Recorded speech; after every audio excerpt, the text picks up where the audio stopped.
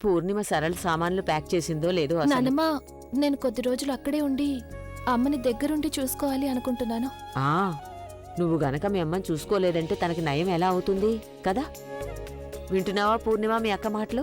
ఆ ఇంటి కోడలు అనిపించుకుంటోంది, వాళ్ళలాగే మాట్లాడుతోంది. నీకేమనిపిస్తోంది? నేను సరళని జాగ్రత్తగా చూసుకోనానా? లేదు నానమ్మ, అలాంటిదేవీ లేదు. నేనెందుకు అలా అంటున్నానంటే నువ్వు ఇలా ఎందుకంటున్నావంటే నువ్వు సరళ గురించి ఆలోచించినంతగా ఇంకెవరూ ఆలోచించరనేగా. చూడు ప్రజ్ఞ, ఈ సమయంలో నువ్వు మీ అమ్మ గురించి ఆలోచించావు అంటే అది కరెక్ట్ కాదు. మీ అత్తవారింట్లో కూడా చాలా పెద్ద విషయం జరిగింది కదా. అది ఎవరి వల్ల జరిగిందో అది మనందరికీ తెలుసు. అలాంటిది ఈ సమయంలో నువ్వు మీ అత్తవారింట్లో అందర్నీ వదిలి మీ అమ్మని చూసుకోవడానికి వచ్చావు అంటే అందరూ ఏమనుకుంటారు? ఇది మన స్వార్థం అనుకుంటారు. అంతేకాకుండా అభి సరళకి నచ్చజెప్పేశాడు కదా, నీకు తనకి మధ్య ఎలాంటి మనస్పర్ధలు లేవని. ఇక ఈ విషయం విన్న తర్వాత సరళ చాలా తొందరగా కోలుకుంటుంది ప్రజ్ఞ. అలాగే నువ్వు కూడా ఇంటికి అప్పుడప్పుడు వచ్చి వెళ్తుంటావు కదా. మేమేమీ లండన్లోనూ నువ్వు ప్యారిస్లోనూ ఉండటం లేదు కదా. కానీ నానమ్మ, చూడు, నేనెవరి మాట వినను, ఎవరికి ఏమీ చెప్పను. నేను చెప్పాల్సింది మొత్తం చెప్పేశాను. సరళ తన అత్తవారింటికి వెళ్తుంది, నువ్వు మీ అత్తవారింటికి. అర్థమైందా? నువ్వింకా నా మొహం చూస్తూ నిలబడ్డావేంటి? వెళ్ళి సామాన్లు ప్యాక్ చేయి. నేను డాక్టర్ గారి దగ్గరికి వెళ్ళి ఆ డిశ్చార్జ్ స్లిప్ తీసుకొని వస్తాను.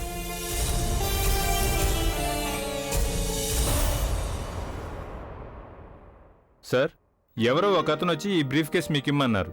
ఓ, మిస్టర్ సింగానియా పంపించుంటారు.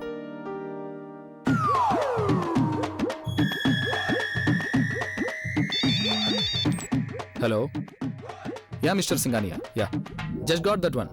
లేదు, లెక్క పెట్టలేదు, ఇప్పుడు లెక్క పెడతాను. 10 లక్షలే కదా. మరి ఆ మిగతా బ్యాలెన్స్? కూల్, అన్నయ్యతో మాట్లాడతాను. ఆ తర్వాత మిగతా డీటెయిల్స్ అన్ని నేను మీకు ఫార్వర్డ్ చేస్తాను. బాయ్. ఆకాష్, అందులోంచి ఒక 5,000 తీసి నాకిచ్చేయమ్మా. 5,000? ఎందుకు? అంటే అన్నయ్యని అడగకుండానా? అడిగితే ఇక్కడేమైనా దొరుకుతుందా? అమ్మా, ఒకవేళ అన్నయ్యకి తెలిసిపోతే? అరే, 10 లక్షల్లోంచి 5,000 తీసుకుంటే ఎవరు లెక్క పెట్టుకుంటారు? ఏం కాదులే. ఒకవేళ తెలిసిపోయినా నేను చూసుకుంటాను. నువ్వు డబ్బులు ఇవ్వు ముందు. కానీ ఇది కరెక్ట్ కాదేమో. మీరు కాసేపు మాట్లాడకుండా ఉండండి. ఇదిగో అమ్మా. డబ్బుల నదిలో అప్పుడే అత్తయ్య చేతులు కూడా కడిగేసుకుంటున్నారు. నేను కూడా రాజుని ట్రై చేయమని అడుగుతాను.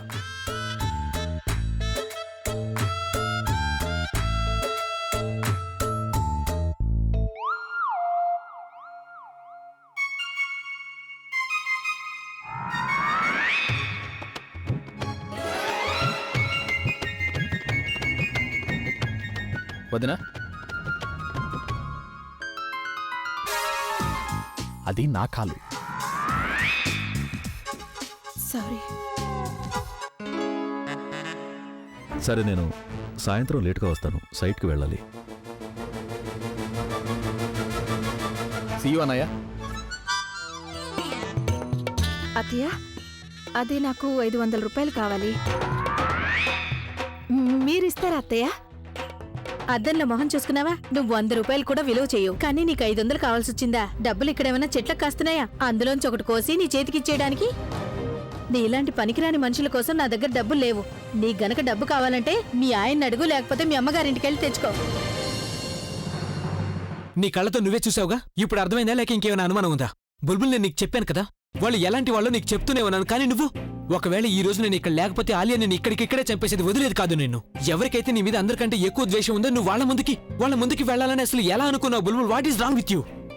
నాకంటే ఎక్కువగా వాళ్ళ గురించి ఎవరికీ తెలీదు. వాళ్ళ బిహేవియర్ ని ఎప్పటికీ మార్చుకోరు. అందుకే నిన్ను అక్కడికి వెళ్ళనివ్వలేదు. కానీ నువ్వు అసలు ఆ మాట వింటే కదా. ఎందుకు మాట్లాడడం లేదు? మాట్లాడు. నేనేం మాట్లాడాలి? ఏ అమ్మాయికైనా తన పెళ్లి రోజే పెళ్లి ఆగిపోయిందంటే తను ఇలాగే ఓవర్ రియాక్ట్ అవుతుంది ప్రవీణ్. ఓవర్ రియాక్టా? సీరియస్ గా? బుల్బుల్ తను నిన్ను చంపేయాలనుకుంటుంది, నువ్వు దాన్ని ఓవర్ రియాక్ట్ అంటున్నావా? తను అందరిలాంటి అమ్మాయి కాదు, తను చాలా క్రేజీ. కోపం వచ్చిందంటే తను ఏం చేస్తుందో తనకి తెలీదు.